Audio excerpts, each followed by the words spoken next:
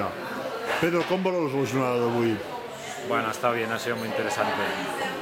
Ha habido la primera charla de Beke, que teníamos muchas ganas de verlo, es uno de los cracks, y ha habido unas cuantas charlas interesantes.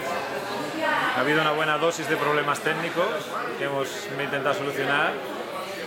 Ha habido problemas rusos con una bicicleta que han aparcado en mal sitio y se negaban a sacar.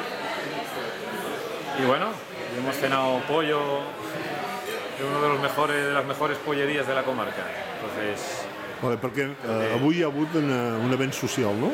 sí, ha habido un social event, hemos ido a Besalú a ver un puente histórico que tiene unos 40 años, porque lo han reconstruido hace 40 años. Y luego hemos venido a Bañolas, que es una ciudad que da muchos universitarios y muchos profesores. Bueno, yo creo que se han entretenido hoy, ha estado bien. Ha habido muy buena asistencia al evento social y yo creo que los hemos entretenido. Des del punt de vista científic, remarcaries alguna cosa avui? Hombre, ha habido las dos primeras charlas. La primera sesión la organizamos, que era un poco de desarrollo de funcionales. Ha habido dos teorías diferentes para tratar la dispersión o, bueno, típico que problemas químicos que no se pueden, que está en la sabiduría popular, que no se pueden tratar con DFT, que es de lo que va el seminario, y han demostrado dos maneras de hacerlo. Yo creo que han sido las dos charlas más importantes hasta ahora, la de Beke y la de Greenway. Estem ja en l'equador del Congrés. Bé, ja valores positivament tal com va la cosa ara?